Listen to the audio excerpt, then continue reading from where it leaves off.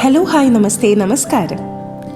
ഇന്ന് ഞാൻ പറഞ്ഞതുപോലെ വളരെ വ്യത്യസ്തമായ ഒരു റൊട്ടിയുടെ റെസിപ്പിയാണ് അമ്മ ഇന്ന് ഷെയർ ചെയ്യുന്നത്. മത്തങ്ങ വട റൊട്ടി. പേര് പോലെ തന്നെ നമ്മുടെ പംകിൻ കൊണ്ടുള്ള ഒരു റൊട്ടി.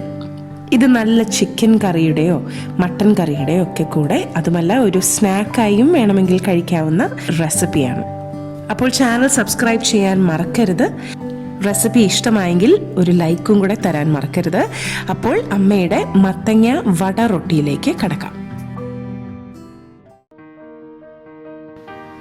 അപ്പം നമ്മുടെ മത്തങ്ങ കൊണ്ടുള്ള ഈ ഒരു വട റൊട്ടി തയ്യാറാക്കാൻ വേണ്ട ചേരുവകൾ എന്തൊക്കെയാണെന്ന് നമുക്ക് നോക്കാം. ഒരു 400 ഗ്രാം മൈദ എടുത്തിട്ടുണ്ട്. ഒരു 400 ഗ്രാം മത്തങ്ങ, നല്ല മഞ്ഞ കളറുള്ള നല്ല പഴുത്ത മത്തങ്ങ നോക്കി തന്നെ എടുക്കാനായിട്ട് ശ്രദ്ധിക്കണം. തൊലിയൊക്കെ കളഞ്ഞ് ചെറിയ കഷ്ണങ്ങളാക്കി സ്റ്റീമറിൽ വെച്ച് ഒന്ന് സ്റ്റീം ചെയ്തെടുത്തതിന് ശേഷം മിക്സർ ജാറിലിട്ടൊന്ന് കറക്കി ഒന്ന് പ്യൂരിയാക്കി വെച്ചിരിക്കുന്ന മത്തങ്ങയാണിത്. പഞ്ചസാര ഒരു 5 മുതൽ 6 ടേബിൾ സ്പൂൺ വരെ ഉപയോഗിക്കാം. 1 teaspoon instant east, 3 table spoon ചെറിയ ചൂടുള്ള പാല്, നല്ല ഇളം ചൂടിലുള്ള പാലായിരിക്കണം, 1/2 ടീസ്പൂൺ ഉപ്പ്, പിന്നെ വറുക്കാൻ ആവശ്യത്തിനുള്ള വെജിറ്റബിൾ ഓയിൽ എടുത്തിട്ടുണ്ട്. ഇത്ര ഇൻഗ്രീഡിയൻസ് മതിയാകും ഈ ഒരു റൊട്ടി തയ്യാറാക്കാനായിട്ട്. ഒരു ബൗളിലേക്ക് ആ ചെറിയ ചൂടുള്ള പാലൊന്ന് ചേർത്ത് കൊടുക്കാം. പഞ്ചസാരയും ആ ഈസ്റ്റും കൂടി ഒന്ന് നമുക്ക് അതിലേക്ക് ചേർത്ത് നല്ലവണ്ണം ഒന്ന് സ്പൂൺ കൊണ്ട് മിക്സ് ആക്കി എടുക്കാം. ഇനി നമുക്കിതൊന്ന് ഫെർമെന്റ് ചെയ്യാനായിട്ട് വെക്കാം. ഇൻസ്റ്റന്റ് ഈസ്റ്റ് ആയതുകൊണ്ട് പെട്ടെന്ന് തന്നെ അത് ഫെർമെന്റ് ആയി കിട്ടും. ഇതൊന്ന് അടച്ചിട്ട് നമുക്ക് മാറ്റി വെക്കാം. ആദ്യം ഒരു ബൗളിലേക്ക് ആ മൈദ അങ്ങ് ചേർത്ത് കൊടുക്കാം. ആവശ്യത്തിനുള്ള ഉപ്പും കൂടി അങ്ങ് ചേർത്ത് കൊടുക്കാം. ഒരു തവി കൊണ്ട് നന്നായിട്ടങ്ങ് മിക്സ് ആക്കി കൊടുക്കണം. 1 ടേബിൾ സ്പൂൺ ഓയിലും കൂടെ അതിലേക്ക് ചേർത്ത് കൊടുക്കാം.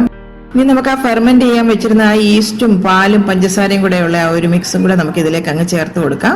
വീണ്ടും നന്നായിട്ട് അങ്ങ് മിക്സ് ആക്കി എടുക്കണം. അതിലേക്ക് ആ മത്തങ്ങയുടെ പൾപ്പ് എടുത്ത് വെച്ചിരിക്കുന്ന അങ്ങ് ചേർത്ത് കൊടുക്കാം. കുറേശ്ശെ ആയിട്ട് ചേർത്തിട്ട് ആ തവി കൊണ്ട് നന്നായിട്ട് മിക്സ് ആക്കി എടുക്കാം. ആദ്യം തവി ഉപയോഗിച്ച് തന്നെ മിക്സ് ആക്കി എടുക്കുക. അതിനുശേഷം നമുക്ക് കൈ ഉപയോഗിച്ച് കുഴച്ചാൽ മതി. നമുക്ക് കൈ കൊണ്ട് തന്നെ കുഴച്ചിട്ട് നല്ലവണ്ണം ഈ ഡൗ ഒന്ന് സോഫ്റ്റ് ആക്കി എടുക്കണം. കണ്ടില്ലേ, ഇപ്പൊ ഇത് നന്നായിട്ട് സോഫ്റ്റ് ആയി വന്നിട്ടുണ്ട്.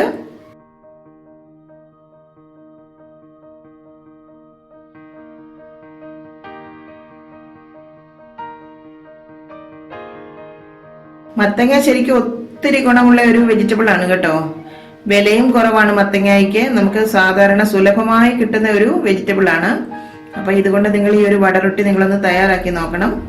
വേണമെങ്കിൽ ഇതിൽ ഗോതമ്പ് പൊടി ചേർത്തിട്ടും തയ്യാറാക്കാം, കുറച്ചും കൂടെ ഹെൽത്തിയാണ്. പക്ഷെ ഇത്ര ഒരു ടേസ്റ്റ് ഉണ്ടാവില്ലെന്ന് മാത്രം. ഇപ്പൊ വളരെ സോഫ്റ്റ് ആയിട്ട് ആ ഡൗ നമുക്ക് കിട്ടിയിട്ടുണ്ട്. ഇത്രയും മതിയാകും. ഇനി ഇതൊരു ബൗളിലേക്ക് ആക്കിയിട്ട് ഒരു മണിക്കൂർ ഒന്ന് അടച്ച് റെസ്റ്റ് ചെയ്യാനായിട്ട് വെക്കാം. പുറത്തേക്ക് ഒരു ടീസ്പൂൺ ഓയിലും കൂടെ ഒന്ന് തടവി കൊടുക്കാം.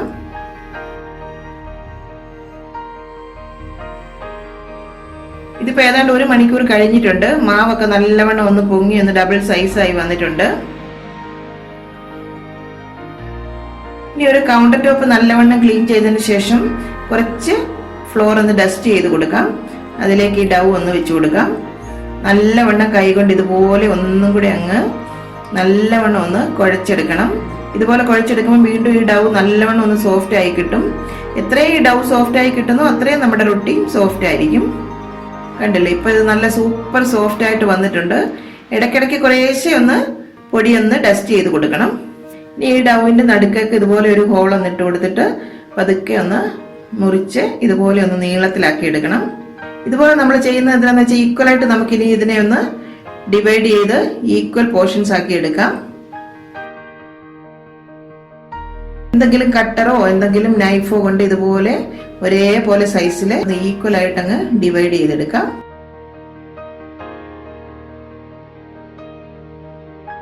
കുറച്ച് ഫ്ലോർ ഒന്ന് ഡസ്റ്റ് ചെയ്തതിന് ശേഷം ഓരോ പോർഷനും ഇതുപോലെ കണ്ടില്ലേ ഉള്ളിലേക്കൊന്ന് ടക്കിൻ ചെയ്ത് കൊടുക്കണം. ഇതുപോലെ ഓരോ വശങ്ങളും അകത്തേക്കൊന്ന് ടക്കിൻ ചെയ്തതിന് ശേഷം ഇതുപോലെ അങ്ങ് റൗണ്ട് ബോൾസ് ആയിട്ട് നമുക്ക് ഉരുട്ടിയെടുക്കാം. കണ്ടില്ലേ, ഇതുപോലെ ഓരോ ബോൾസും നമുക്ക് തയ്യാറാക്കിയെടുക്കാം. അപ്പൊ നമ്മുടെ എല്ലാ ബോൾസും റെഡി ആയിട്ടുണ്ട്. ഇനി ഈ ബോൾസ് എല്ലാം ഒരു പ്ലേറ്റിലേക്ക് നമുക്കൊന്ന് മാറ്റി വെക്കാം.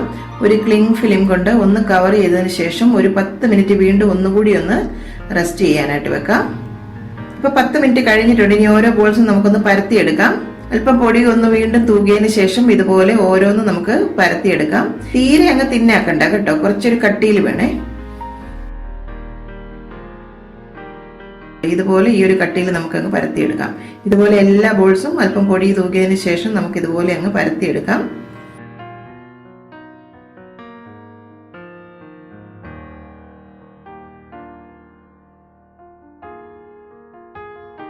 ഈ ഒരു റൊട്ടി ഇതേപോലെ തന്നെ നമുക്ക് എണ്ണയിൽ വേണമെങ്കിൽ ഫ്രൈ ചെയ്തെടുക്കാം. ഞാനിപ്പോൾ കുറച്ചും കൂടി ഇതൊന്ന് ഭംഗിയായിട്ടിരിക്കാൻ വേണ്ടിയിട്ട് ഞാനൊരു കട്ടർ കൊണ്ടൊന്ന് ഷേപ്പ് ചെയ്ത് കൊടുക്കുന്നുണ്ട്.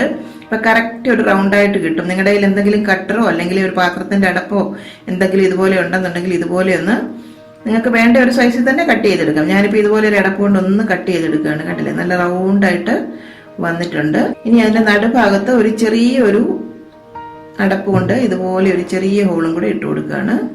നല്ല ഭംഗിയല്ലേ കാണാനായിട്ട്. ഏകദേശം ഒരു ഉഴുന്നുവടയുടെ ഒക്കെ ഒരു ഷേപ്പ് പോലെയുണ്ട്. ഞാൻ അതുകൊണ്ടാണ് ഇതിന് ഒരു വടറൊട്ടി എന്ന് പേരിട്ടത്. ഇത് ഞാനിട്ട പേരാണ് കേട്ടോ. അപ്പം വടറൊട്ടിന്ന് ഞാനൊരു ഓമനപ്പേരും ഇട്ടതാണേ. ഇപ്പൊ ആ റൊട്ടി കാണാനും നല്ലൊരു ഭംഗിയുണ്ടല്ലോ. ഇപ്പൊ ഇതുപോലെ എല്ലാ ഷീറ്റ്സും നമുക്ക് ഷേപ്പ് ചെയ്തങ്ങ് എടുക്കാം. ഇപ്പൊ ഇത് ഷേപ്പ് ചെയ്തതിന് ശേഷം ആ സൈഡിൽ കട്ടായി പോകുന്ന ഭാഗങ്ങളുണ്ടല്ലോ, ആ ഒരു ഷീറ്റ് നമുക്ക് വീണ്ടും ഉരുട്ടിയിട്ട് ഇതുപോലെ തന്നെ അങ്ങ് ഷേപ്പ് ചെയ്തെടുക്കാം. അപ്പോൾ ഒട്ടും വേസ്റ്റേജ് ഒന്നും വരത്തില്ല. അപ്പം എല്ലാം ഷേപ്പ് ചെയ്തെടുത്തിട്ടുണ്ട്.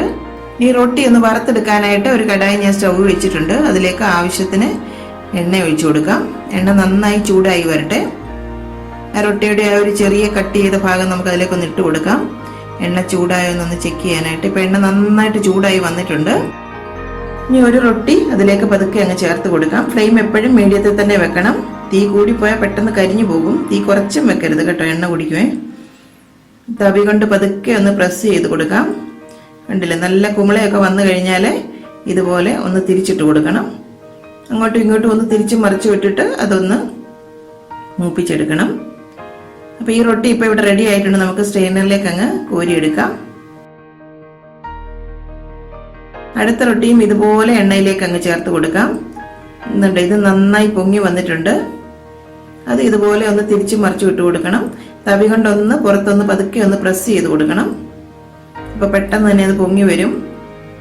ഈ ഒരു റൊട്ടി കുറച്ച് മധുരം കൂടുതൽ ചേർത്താൽ നമുക്ക് നല്ലൊരു സ്നാക്കായിട്ട് കഴിക്കാം. നല്ലൊരു സ്വാദാണ് കേട്ടോ, ആ മത്തങ്ങയുടെ ഒരു ടേസ്റ്റ് ഒക്കെ വരുമ്പോഴേ. അതല്ല, ഇതുപോലെ തയ്യാറാക്കുകയാണെങ്കിൽ വളരെ കുറച്ച് മധുരമേ ഉള്ളൂ. അപ്പൊ ശരിക്കും പറഞ്ഞു കഴിഞ്ഞാൽ ഇത് നല്ലൊരു സ്പൈസി ആയിട്ടുള്ള കറിയോ സ്റ്റ്യൂവിന്റെയോ ഒക്കെ കൂടെ നമുക്ക് നല്ല സ്വാദായിട്ട് കഴിക്കാം. നല്ലൊരു കോമ്പിനേഷനാണ് കേട്ടോ കറിയുടെ കൂടെ കഴിക്കാനും. ഡിന്നറിനോ ബ്രേക്ക്ഫാസ്റ്റിനോ ഒക്കെ വേണമെന്നുണ്ടെങ്കിൽ ചിക്കൻ കറിയോ മട്ടൻ കറിയോ നിങ്ങളുടെ ഇഷ്ടം അനുസരിച്ച് മുട്ടക്കറിയോ എന്തിൻ്റെ കൂടെ വേണമെങ്കിലും നിങ്ങൾക്ക് നല്ലൊരു കോമ്പിനേഷനായിട്ട് ഈ റൊട്ടി കഴിക്കാം. മത്തങ്ങയുടെ ഗുണങ്ങളെ കുറിച്ചൊന്നും ഞാൻ പറയേണ്ട കാര്യമില്ല. ഒത്തിരി ഗുണങ്ങളുള്ള ഒരു വെജിറ്റബിൾ ആണിത്. വിലയും വളരെ കുറവാണല്ലോ മത്തങ്ങയ്ക്ക്. ഏത് സ്ഥലത്തും എപ്പോഴും സുലഭമായിട്ട് കിട്ടുന്ന ഒരു വെജിറ്റബിൾ ആണിത്. ഞാൻ നേരത്തെ മത്തങ്ങ കൊണ്ടുള്ള ഒരു പിക്കിളിന്റെ റെസിപ്പി നേരത്തെ ഇട്ടിരുന്നത്. നിങ്ങൾ കാണാത്തവരുണ്ടെങ്കിൽ തീർച്ചയായിട്ടും ഒന്ന് കാണണം. സ്വാദിഷ്ടമായിട്ടുള്ള ഒരു പിക്കിളാണ്. അതും കണ്ടു കഴിഞ്ഞാൽ ശരിക്കും ഒരു കടുകുമാങ്ങയുടെ മാങ്ങ അല്ലെന്ന് ആരും പറയത്തില്ല. കഴിച്ചാലും ആരും പറയില്ല. പക്ഷെ അതിന്റെ ഒരു ഗുണമെന്ന് വെച്ച് കഴിഞ്ഞാൽ എപ്പോഴും നല്ല ക്രഞ്ചി ആയിട്ടിരിക്കും ആ ഒരു പിക്കിള്. ഒരു വർഷം വരെ ഇരുന്നാൽ പോലും അത് കേടാകത്തുമില്ല. നല്ല കറുകറാന്നിരിക്കും. നിങ്ങൾ അതും ഒന്ന് ട്രൈ ചെയ്ത് നോക്കണം കാണാത്തവരുണ്ടെങ്കിൽ. അപ്പൊ ഇതുപോലെ എല്ലാ റൊട്ടികളും നമുക്കങ്ങ് റെഡിയാക്കി എടുക്കാം. ഡയബറ്റിക് ആയിട്ടുള്ളവർക്കൊക്കെ ശരിക്കും വളരെയധികം ഗുണമാണ് മത്തങ്ങ എന്നാണ് പറയുന്നത്. മത്തങ്ങ ശരിക്കും ദിവസവും അവർക്ക് കഴിച്ചു കഴിഞ്ഞാൽ ശരിക്കും ഷുഗറിനൊക്കെ നല്ല ഒരു വ്യത്യാസം വരും. ഇനി ഇത് ഗോതമ്പി വേണമെങ്കിൽ നിങ്ങൾക്ക് ഗോതമ്പി തന്നെ തയ്യാറാക്കാം. പക്ഷെ ഇത്രയും ടേസ്റ്റ് ഉണ്ടാവില്ല എന്ന് മാത്രം. ഈ ഒരു റൊട്ടി നല്ല സൂപ്പർ സോഫ്റ്റ് ആണ്, നല്ല ടേസ്റ്റിയുമാണ്.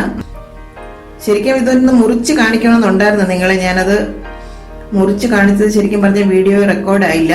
എന്തായാലും വളരെ സോഫ്റ്റ് ആയിട്ടുള്ള നല്ല ലെയറി ആയിട്ടുള്ള ഒരു റൊട്ടിയാണിത്. മധുരത്തിന്റെ അളവൊക്കെ ഒന്ന് കുറച്ചാല് കറിയുടെ കൂടെ അടിപൊളി കോമ്പിനേഷനാണ്. മധുരം ഒന്ന് കൂട്ടി ഉണ്ടാക്കിയാൽ നല്ല ഒരു സ്നാക്കായിട്ട് നമുക്കിത് ഉപയോഗിക്കാം. അപ്പം നിങ്ങളിത് തീർച്ചയായിട്ടും ഒന്ന് പരീക്ഷിച്ച് നോക്കിയതിന് ശേഷം നിങ്ങളുടെ ഫീഡ്ബാക്ക് ഞങ്ങളെ അറിയിക്കുക.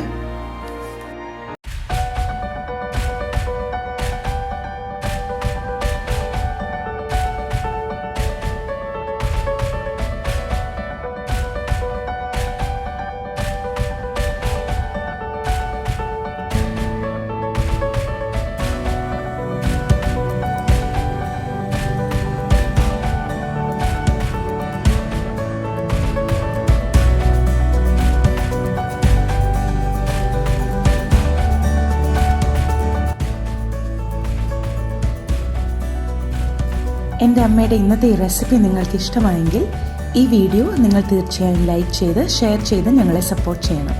ഒപ്പം തന്നെ കറി വിത്ത് അമ്മ സബ്സ്ക്രൈബ് ചെയ്യാനും ബെൽ ഐക്കൺ ക്ലിക്ക് ചെയ്യാനും മറക്കരുത്. പെട്ടെന്ന് തന്നെ ഞാനും അമ്മയും മറ്റൊരു റെസിപ്പിയുമായി എത്തും. അതുവരേക്കും നന്ദി. Good bye.